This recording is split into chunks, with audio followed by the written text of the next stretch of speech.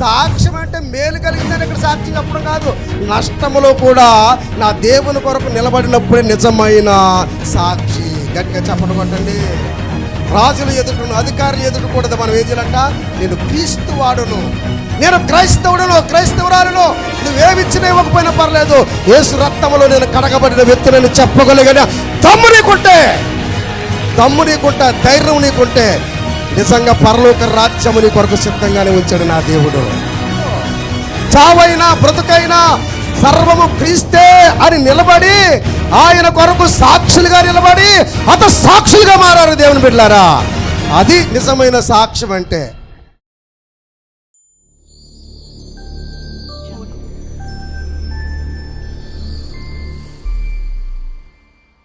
మీటింగాలు కొన్ని వేల మంది పాల్గొంటున్నారు లేదా చెల్లులారా, తల్లులారా? విశ్వాసుల సంఖ్య పెరిగిందా లేదా? విశ్వాసుల సంఖ్య ఉంది కానీ విశ్వాసుల్లో ఏం లేదు? విశ్వాసము లేదు.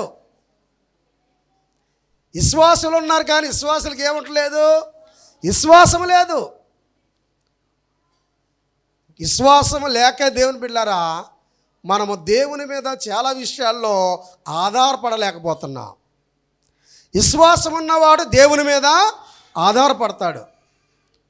విశ్వాసం ఉన్నవాడు దేవుని కొరకు ప్రాణమైన అర్పించడానికి ఎన్ని తిరగడు.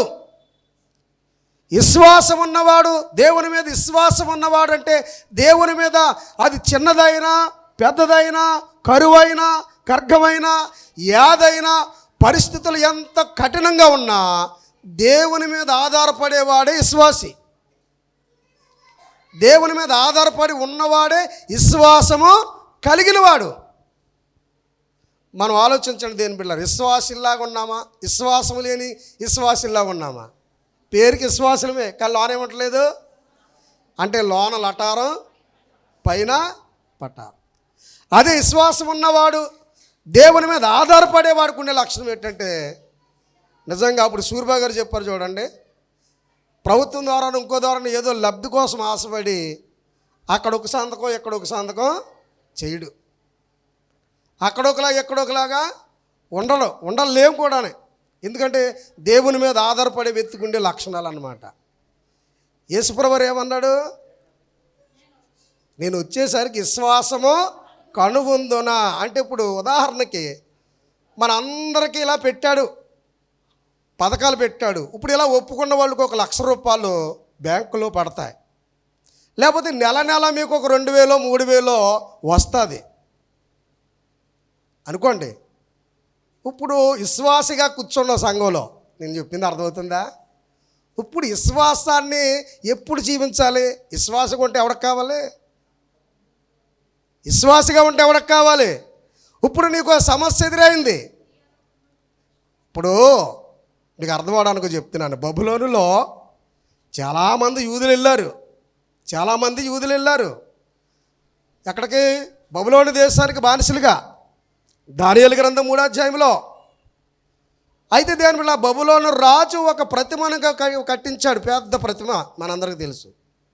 దానికి నమస్కారం చేయకపోతే మండుచున్న అగ్నిగుండంలో పడవేస్తాను అని ఒక శాసనం అయింది.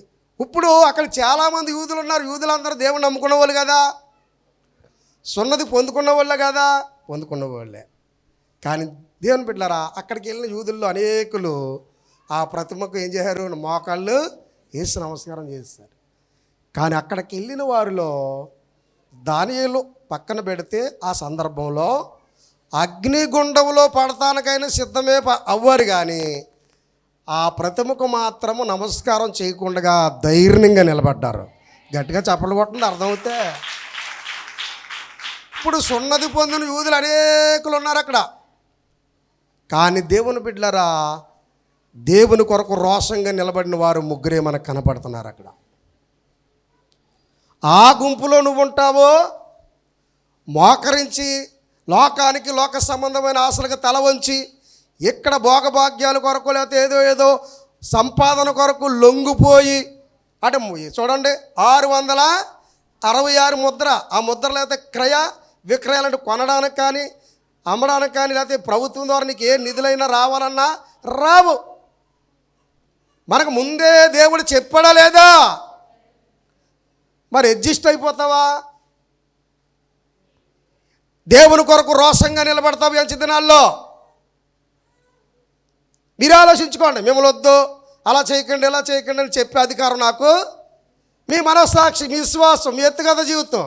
కానీ వాక్యంలో ఉన్నది మాత్రం మీకు సూటిగా చెప్పే ప్రయత్నం చేస్తున్నాను సంగమా. లైవ్లో కూడా చాలామంది చూస్తుంటారు. ఇది చిన్న విషయాలు ఏం కాదు.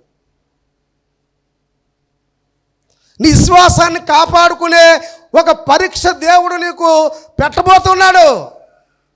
నువ్వు అడ్జస్ట్ అయిపోతావో, విశ్వాసాన్ని కాపాడుకుని దేవుని కొరకు ఏదైనా సరే, ఒకవేళ నా దేవునికి వ్యతిరేకమైనటువంటి చట్టమే కానీ, శాసనమే కానీ, మరొకటి వ్యతిరేకంగా ఏదైనా వచ్చినప్పుడు దాన్ని వదులుకోవడానికైనా నీ విశ్వాసాన్ని కాపాడుకుంటే మంచిది. లేదా నాకు అంత ఓపిక లేదంటే, అంత సహనం లేదంటే నీ ఇష్టం చేసుకో. దేవుడేమి నిన్ను ఆర్డు పెట్టి నువ్వు సంతకం పెడతాడు, నీ చేయి పట్టుకునేవాడు కాదు. విషయాన్ని చెప్తాడు, దాన్ని ఆచరించి దేవుని కొరకు నిలబడతావో, లోకాన్ని ఆశించి నీ ఇష్టానుసారంగా జీవించి నష్టపోతావో, అది దేవుడు నీకే వదిలేస్తాడు. అందుకనే యేసుప్రభువు వారు ఒక ఉన్నతమైన మాట, ఒక మాట అన్నాడు. మత్తయి సువార్త, అందరూ బైబిల్ చదవండి, చాలా ఆసక్తికరమైన మాట ప్రభు చెప్పాడు. మత్తయి సువార్త 10వ అధ్యాయం 28వ వచనం. మత్తయి సువార్త 10వ అధ్యాయం 28వ వచనం. మరియు ఆత్మను చంపనేరక దేహమునే చంపువానికి భయపడకుడు కానీ ఆత్మను దేహమును కూడా, చెప్పండి ఎవరికట, నరకములో నశింప చెయ్యవానికి మిక్కిలి భయపడి. అమ్మ మైక్ తీసుకో తల్లి, ఆ లైవ్లో కూడా అందరికీ వినబడద్దు అనమాట. అయ్యో మైక్ తీసుకో. ప్రభు ఏమని చెప్పాడు? ఆత్మను చంపువానికి, ఆ శరీరమును చంపేవానికి భయపడకండి. ఆత్మను చంపనేరక దేహమును చంపేవానికి భయపడకుడి గాని ఆత్మను దేహమును కూడా నరకములో పడవేయవాడికి మిక్కిలి భయపడండి. త్వరగా. 2 పిచ్చుకలు కాసుకు అమ్మబడును కదా, అయినను మీ తండ్రి సెలవు లేక వాటిలో ఒకటైనను నేలను పడదు. మీ తల వెంట్రుకలన్నీ లెక్కింపబడి ఉన్నవి గనుక మీరు భయపడకుడి. మీరు అనేకమైన పిచ్చుకల కంటే శ్రేష్ఠులు. ఒక్కసారి ఆగమ్మ, పైకి వెళ్దామా. మత్తయి సువార్త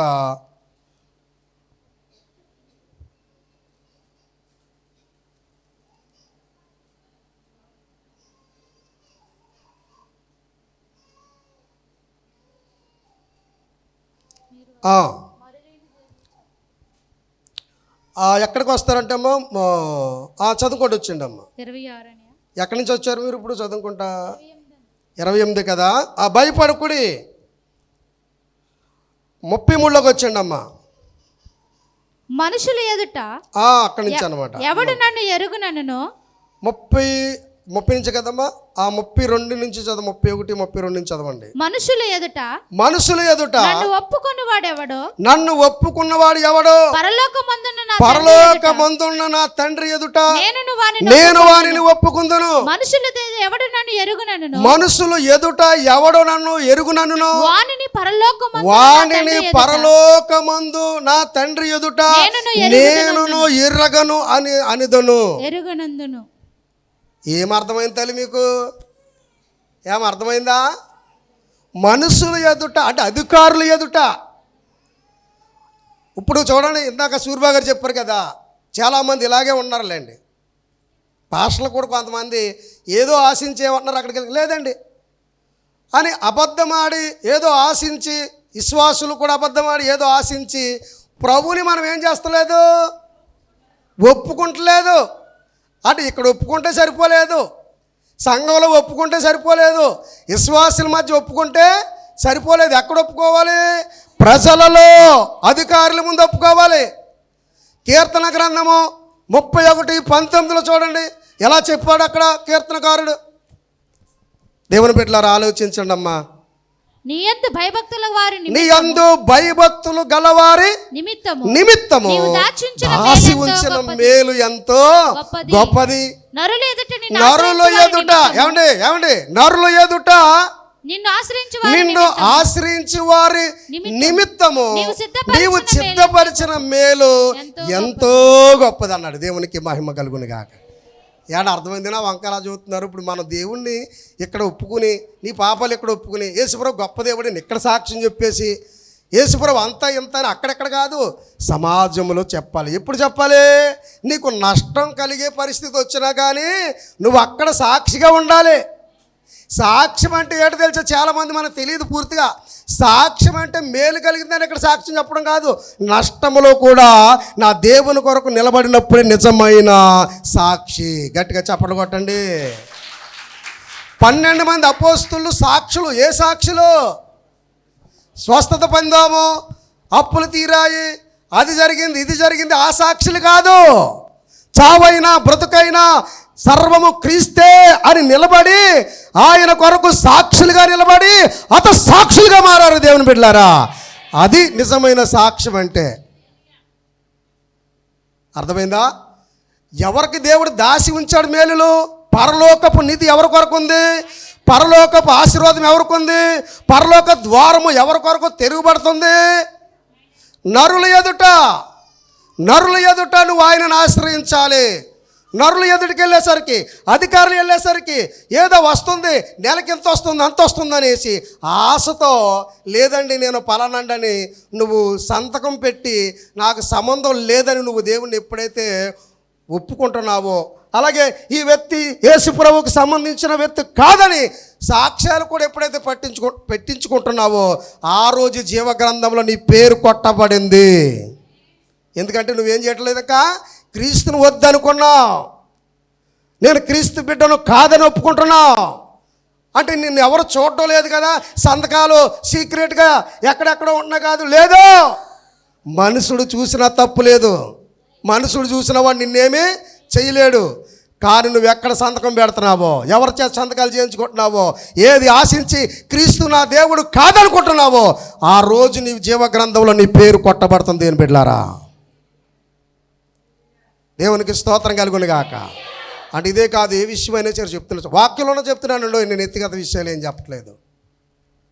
ఎత్తిగత విషయాలు చెప్తే ఏటరా ఎలా చెప్తున్నా కాలరట్టుకుని అడగండి ఎవరైనా సరే. ఇక్కడ ఏమైనా ఉంది? మనుషులు ఎదుట అంటే దాని అర్థం ఏంటి? మనుషులు అంటే ఎవరు? అడవిలో జంతువులా? అధికారులు. రాజులు ఎదుటను, అధికారులు ఎదుట కూడా మనం ఏం చేయాలంట? నేను క్రీస్తు వాడును, నేను క్రైస్తవుడును, క్రైస్తవురాలను, నువ్వేమిచ్చినా ఇవ్వకపోయినా పర్లేదు, యేసు రక్తములో నేను కడగబడిన వ్యక్తిని చెప్పగలిగిన దమ్ము నీకుంటే,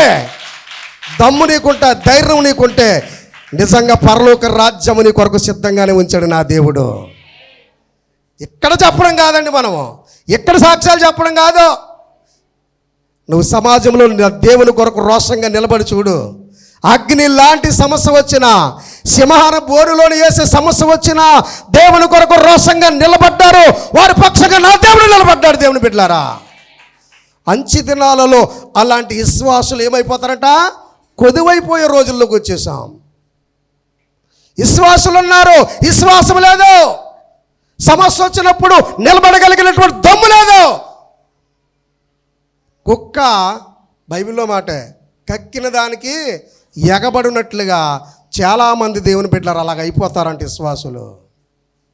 యేసుప్రభువు ఏమన్నాడు తెలుసా?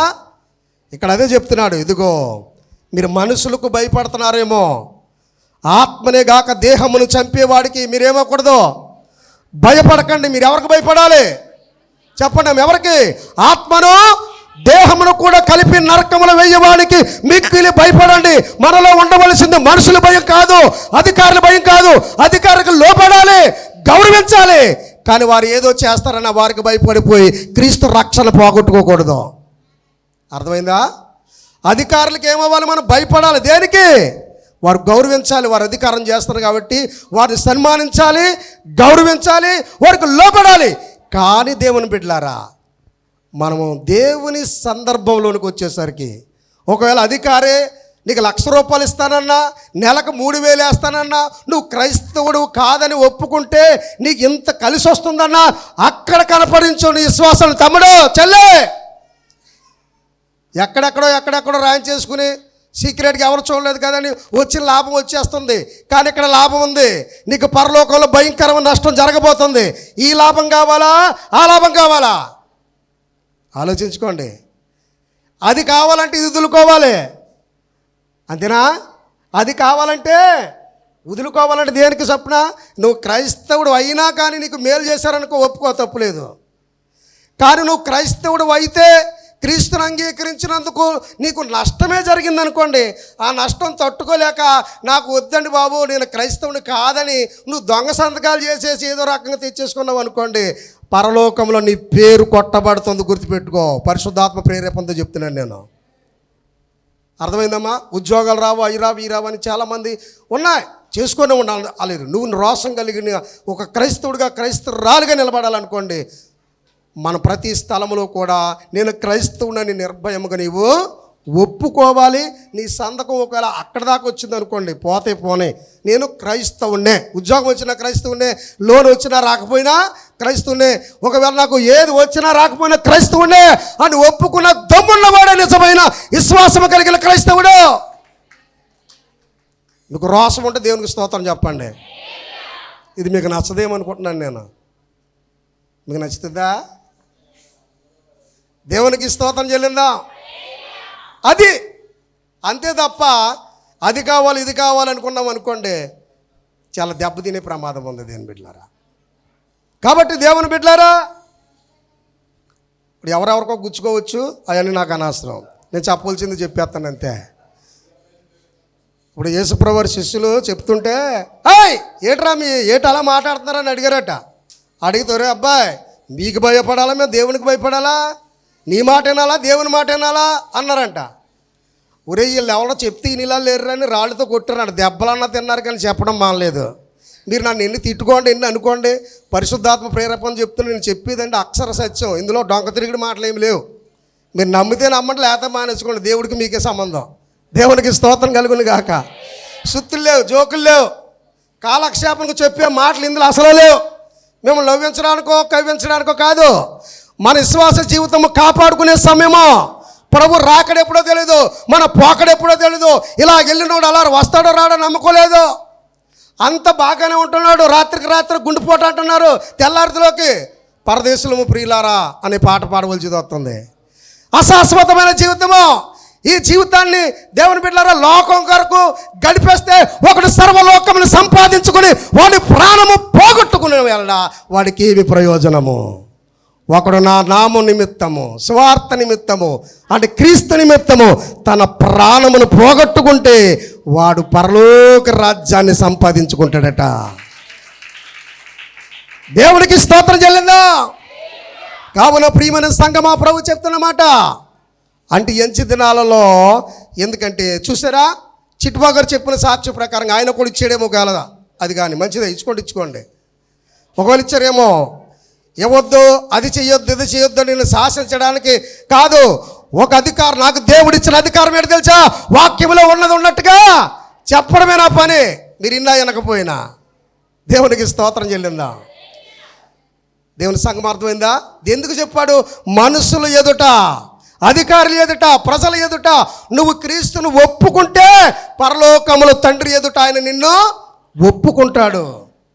ఒకవేళ నువ్వు ఇక్కడ ఏదో వస్తుంది, నా అప్పు తీరుతుంది, నా సమస్య తీరుతుందని ఇక్కడ కానీ నువ్వు పర్వాలేదులే. కొంతమంది ఈ యొక్క సామెతలు, దేవుడు సంతకం పెట్టినంత మాత్రాన నరకలేసేస్తాడా?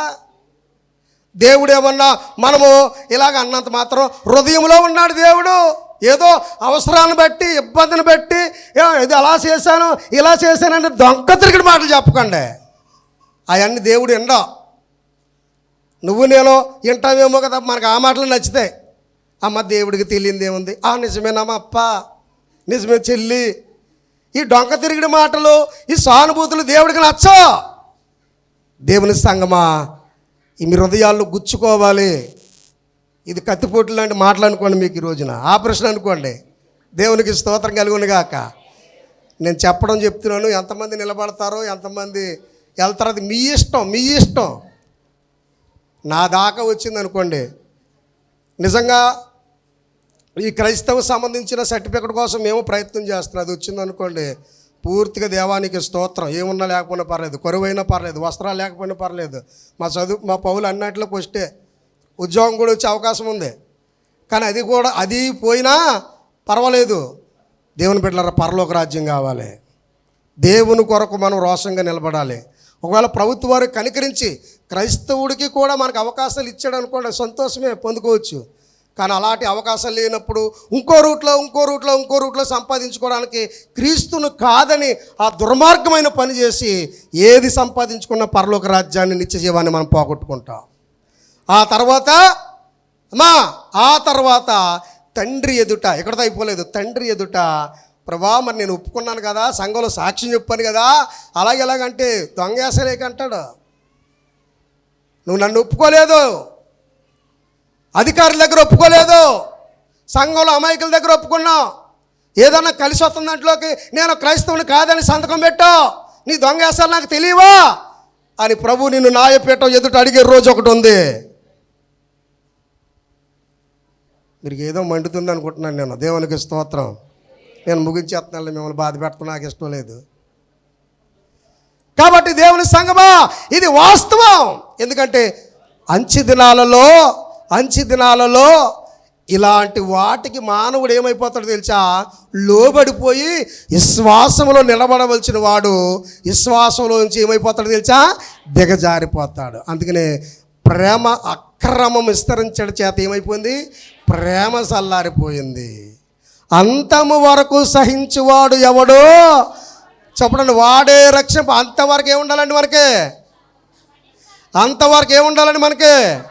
సహనం ఉండాలి, ఓర్పు ఉండాలి. కష్టం వచ్చినా, నష్టం వచ్చినా, ఎలాంటి పరిస్థితుల్లోనైనా క్రీస్తు కొరకు సహించగలిగితే, ఓర్చుకోగలిగితే, నిలబడగలిగితే వాడే రక్షించబడగలుగుతాడు. అవన్నీ మనకు రావాలని ప్రభు ఈ మాటలు రాయించాడు. దేవుని బిడ్డలారా, ఈ తేలిగ్గా తీసుకోకండి, ఎటకారంగా అసలు తీసుకోకండి. మీ అంతటా మీరు ఆలోచన చేయండి, వాక్యాన్ని చదవండి, ప్రభువుని అడగండి. దేవుడు మిమ్మల్ని ఎలా నడిపిస్తే, అంటే మనకు దేవుడే కాదు, సాతానుగాడు కూడా అంటాడు, పాస్టర్ గారు అలా చెప్తాడు, ఆయనకేముంది, భవిష్యత్తు పోద్ది, అది పోద్ది, ఇది పోద్ది, ఉప్పేసుకో అంటాడు. ఒకవేళ ఏ రూట్లో వెళ్ళినా మనం క్రైస్తవులు రూటులోనే వెళ్ళాలి. క్రైస్తవుడు అయినట్టుకు క్రైస్తవుడుని ఒప్పుకోవాలి. ఒకవేళ ఆ సంతకం ఇచ్చారనుకోండి, ఆ క్యాష్ సంతకం ఇచ్చారనుకోండి, నేను క్రైస్తవుణ్ణి అని ఒప్పుకో. వస్తుంది, పోద్ది. మళ్ళీ కాదు, అది కాదు, ఇది కాదని ఎందుకు ఏదో ఆశించి దొంగ తిరిగి మాటలు. ఈ లోక సంబంధమైంది పోయినా పర్వాలేదు, మనకి ఏది కావాలి? ఇది 60-70 సంవత్సరాలు 80 సంవత్సరాల జీవితం మట్టుకే, అంతే కదండి లోకందే. 60 సంవత్సరాలు 80 సంవత్సరాలే, కానీ శాశ్వతమైంది పోగొట్టుకుంటున్నాం కదా దీని కొరకు ఆశించి. వద్దు తల్లిలారా, వద్దు చెల్లిలారా, ఆలోచించుకోండి. దేవుని కొరకు నిలబడే సమయం దగ్గర పడింది. నీ విశ్వాసాన్ని కాపాడుకునేటువంటి సమయం దగ్గర పడింది. ప్రభునందు ప్రియమైన దేవుని బిడ్డలారా, కాబట్టి నేను ఏదేదో ఊహించుకుని ఎవరో ఏదో చెప్పారు కదా ఆ ఆవేశంతో, ఆ ఉక్రేషంతో నేను చెప్పడం లేచమ్మా. పరిశుద్ధాత్మ దేవుడు నాలో పెట్టాడు, నేను ప్రార్థన చేసి అడిగినప్పుడు దేవుడు నాకు ఈ విషయాలన్నీ కూడా బయలుపరిచాడు. ప్రభా మరి ఏంటి నాయనా, పరిస్థితులు ఇలా ఉన్నాయి, ఏం చేయమంటావు ప్రభు అన్నప్పుడు ప్రభు నాకు జీవించాడు. అబ్బాయ్, ఎవడైనా సరే మనుషులు ఎదుట నన్ను ఒప్పుకుంటేనే పరలోకంలో నేను వాడిని ఒప్పుకుంటాను. కాబట్టి మనం ఎవరిని ఒప్పుకోవాలో ప్రభు మనతో మాట్లాడుతున్నాడు కనుక మీ అందరూ కూడా ఆలోచించండి. దేవుడు మనందరినీ కూడా ఆయన పరిశుద్ధాత్మతో నడిపించునుగాక. అందరూ కూడా పైకి లేచి నిలబడదాం. దేవుడి మాటలు మన ఎన్నికల్లో దీవించి ఆశీర్వదించునుగాక. ఆమేన్.